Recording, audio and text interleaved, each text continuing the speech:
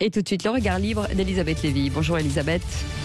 Bonjour Cécile, bonjour à tous. Alors Elisabeth, vous revenez ce matin sur la fête de la musique, mais de façon particulière, parce que à l'Élysée aussi, on l'a vu en fait hier avec certaines images, c'était aussi la fête de la musique, hein.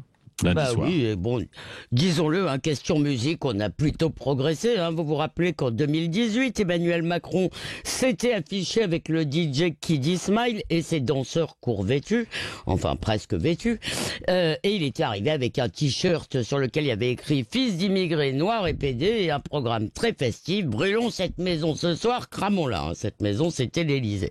Bon, c'était métaphorique, bien sûr. Ouais. Cette année, pendant que la police faisait la chasse aux jeunes fêtards dans les rues, les invités du président se trémoussaient sagement sur des tabourets, masques sur le nez, au son de Jean-Michel Jarre.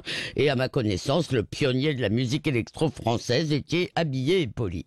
Bon, et puis alors, il y avait eu, juste un peu avant, quelques heures plus tôt, pendant que toute la Macronie se désolait sur la crise de la démocratie, le président et madame recevaient, vous savez, l'ex-enfant prodige de la chanson, le Canadien Justin Bieber et son épouse mannequin.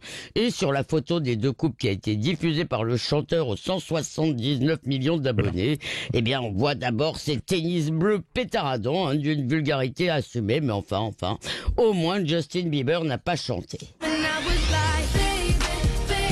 Merci Richard. Voilà, il a quand même chanté. Bon, mais vous ne serez pas un petit peu vieux jeu, psychorigide, ma chère Elisabeth Lévy?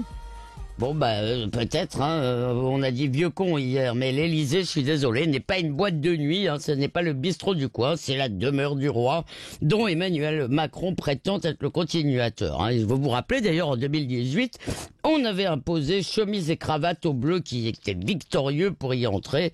Oui, on peut peut-être demander aux visiteurs d'Emmanuel Macron de porter des chaussures de ville. Et puis autre chose, l'histoire de la musique, ça n'a pas commencé en 1980, même si Jean-Michel Jarre est un grand artiste. La France est forte d'une grande tradition classique et lyrique. Et par exemple, jouer Carmen, qui est aujourd'hui menacée de censure, ça aurait tout de même eu de la gueule, et tout le monde aime ça d'ailleurs, même les jeunes.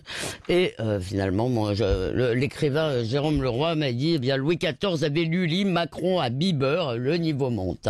Alors vous me direz peut-être que tout le monde a le droit à une vie privée, sauf que bien sûr c'est tout sauf privé. Cette démonstration de coolitude est à l'usage, à la destination précisément des caméras. Et j'ai appris dans Diapason sous la plume d'Yvan Alexandre que Emmanuel Macron avait fait 10 ans de piano au conservatoire d'Amiens.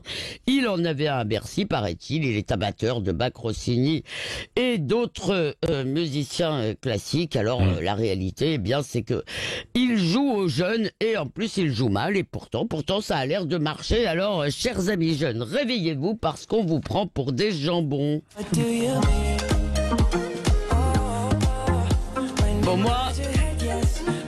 moi j'envoie mon CV pour remplacer Thomas Pesquet si ça continue. Ah bon, d'accord, oui. Voilà. Bon, vous n'êtes pas très Justin Bieber, alors, Elisabeth. C'est bien parfois. Et j'ai dépassé la limite d'âge pour partir sur la Lune. Mais non, ça va pas du tout.